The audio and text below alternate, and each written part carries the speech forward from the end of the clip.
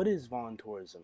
It's a new concept of volunteering where typically millennials or members of Generation Z travel abroad or even domestically to serve those in need. However, while on these trips, these volunteers do touristy things in the nicer parts of the communities where they are serving. Now, while this may sound good, it has become the norm and it's being taken advantage of. It typically begins with affluent kids in high school and college who want to pad their resumes with service work. Why? Because everyone's doing it and it's supposed to make them feel better about themselves. Domestic service opportunities are always available to people in the United States, and with no shortage of natural disasters, there's always going to be a service opportunity somewhere in the country. But why stay domestic when you have the funds to travel the world and serve? International volunteering has become the new norm for millennials and Gen Z. It seems that everyone's doing it. And if it's a school requirement, why not make the most of it and use it as an excuse to travel across the world? This growing interest in the idea of volunteering has made it into an industry. In 2005, nearly 1.6 million Americans went on a mission trip that was less than 2 weeks long, at a total cost of $2.4 billion. 10 years later, in 2015, the volunteering industry was valued at $173 billion. With the average trip ranging in cost from $3,000 to $4,000 per person, it's no cheap endeavor. So who can afford this? This is where we bring up the idea of the white savior complex. Typically, the people who go on these mission trips come from more affluent backgrounds, and compared to the people whom they are serving, it's night and day. When there is such a large socioeconomic gap deeply rooted with internalized racism between those who are serving and those who are being served, it becomes easy for one to dominate the other. The problem with many of these volunteering opportunities is that they often establish a dominant group who are generally the ones serving and a subordinate group who are the ones being served. While it is not intentional, it is very harmful to the community both socially and economically. Like many things are, this is best explained with a story. Take Pippa Biddle's story in her piece on the problem with affluent white high school teens volunteering abroad. She talks about her high school service experience in Tanzania. She went with 14 of her classmates, all but one were white. Now in Tanzania, they were a minority in the country, but this didn't erase the gap between the two groups. The girls were all in a better place than the people they were serving. While they were outsiders, they brought along the white savior complex, which is built on the idea that the white race is superior to all the others. Even when they left, there were more volunteers just like them, white and affluent. People like them go down there all the time, and eventually these kids will begin to see them as their savior, the ones who will bring them out of their current state. The kids will begin to look up to these people, which in many ways is a bad thing. The kids in the orphanage should have mentors who look like them. These mentors are people who will be around them for more than a couple weeks. The kids need a steady stream of guidance from people who understand where they are coming from. While these high school and college students are good intentioned, they cannot truly understand and relate to these kids. The most they can do is sympathize because there is such a large gap in between them. This idea isn't only international. It happens domestically in the US too. In 2005, the US along the Gulf Coast of Mexico was hit with one of the hardest hurricanes in its history, Hurricane Katrina. One neighborhood that was hit especially hard was the lower Ninth Ward in New Orleans, Louisiana. Here, there wasn't much diversity. At the time the hurricane hit, the neighborhood was 96.9% black or African American, and the average household income was $37,850, much less than the national average of $77,964. This is what many people call a majority-minority neighborhood, where the majority of the people fall under a minority group. Now, when volunteers come down here, they do a lot of damage that can't be seen. The people of the lower Ninth Ward see all these people coming down to do what they think is good. They begin to see themselves as helpless because they can't get by without the help of these volunteers.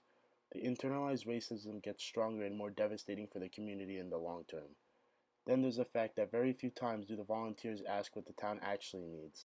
They just do what they think the town needs, which in many circumstances isn't what the town most desperately needs done. This brings back the idea that the volunteers see themselves as a superior group who always knows what's best. Now for the big question. How ethical is this type of volunteering? One of Catholic social teaching's biggest ideas is to have preferential option for the poor and marginalized. However, it also states that when doing service, we must do it in solidarity with those whom we are serving. 1 and 2 week trips of service isn't doing service in solidarity. especially when these trips are interrupted with tourist activities. It's hard to have a positive mental impact on those whom we are serving when we leave their communities to have fun. This makes them feel as if they are lesser people living in lesser communities. And then, after a week or two, we just pack up our stuff and leave. True human connection cannot happen in just 2 weeks. It's just not enough time. And then look at the work that's being done. In these 1 or 2 week trips, many times volunteers do good deeds, which are defined as a singular, often spur of the moment act that is not meant to establish any sort of long term partnership. This makes it easier for the volunteers, which is why it's a multi-billion-dollar industry. But this isn't what Christ intended when he said, "Go out and be disciples." Too many times on these short trips, long-term goals or initiatives aren't being achieved. These good deeds are solely for the satisfaction of the volunteer, and they do little good for the community in need. Now for a more secular ethical analysis. Utilitarianism is the ethical philosophy which states that the doing of an action can only be justified by the action's result, and the justification should be able to be done with a simple observation. In many ways, the weekly trips that high school and college students partake in have no visible positive result. Take Pippa Biddle, for example. She explicitly states in her article that her and her classmates' work had to be redone because they lacked the skills necessary for basic construction. Now, this had no positive effect on the orphanage in Tanzania because they just created more work for the men who live there. We must remember that the average high school or college student isn't a professional in any respect. They aren't teachers, doctors, carpenters, scientists, or engineers. They do not possess a specialized skill set which makes them qualified for the work they are doing. While they are good intentioned, they don't always have the best impact.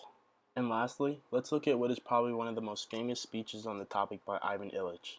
In his speech, To Hell with Good Intentions, he condemns his audience made up of soon-to-be volunteers, saying that they are just doing this to pad their resumes or so that they will receive a pat on the back and the relief of having helped someone less fortunate than they. This view on voluntourism goes completely against the utilitarianism philosophy because the volunteers are the ones who are really benefiting from the experience, which is not helping the greatest number of people possible. Is there a solution? With voluntourism being as established as it is, change is hard, but it's not impossible. For high school and college students, there are two possible reforms that will better the voluntourism industry. The first was brought about by a woman named Daniela Poppy. She started a non-governmental organization, or NGO, in Cambodia, which provides people with what she calls development education trips. Many people of the high school and college age lack the skills necessary to make a real and visible impact on the community they are serving.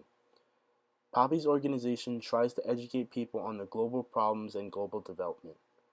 The goal is for people who go on these trips to leave knowing how to volunteer with a purpose and be able to think in a way that will be productive. Upon leaving a program, a person should be able to understand what it means to be a global citizen and why short-term volunteering projects might not benefit a community as much as it is intended to. While this idea isn't volunteering itself, it will shape young people to be better volunteers in the future when they might have the proper skills and mindset. The second possible solution was brought about by Mr. John Doherty, the campus ministry director at St. Peter's Prep in Jersey City, New Jersey. The service trips at St. Peter's follow the Jesuit initiative, which still allows students to volunteer, but the trips are very structured and emphasize intentional service. They focus on the service being done and the volunteers themselves. Before the service begins, the students take a class to teach them what it means to serve and how to do intentional service. They want to prepare their students to be immersed in an atmosphere nearly opposite their own. The service is usually done by partnering with a local organization who has a long-term goal in which a week or 2 week long project is just a small part of a much larger picture. Each night after a day of service, the students reflect on their experiences, and on the free day where the students partake in a local tourist activity, the students are asked to reflect on the differences in the two communities. The free night is very intentional for the emotional and physical well-being of the students, but it is limited so the students don't become removed from the service focus of the trip. Mr. Doherty says that the goal of service at the high school level is for the students to say, "I had a great time, but I also have a lot of questions. I was able to put names to faces on social issues like poverty, and now I care about them in a way that I didn't before. This is personal for me now, and I want to continue to make the world a better place." This should be the goal of all volunteering efforts because when the volunteer truly understands their impact, they will serve in a more intentional way, and hopefully in a more extended way.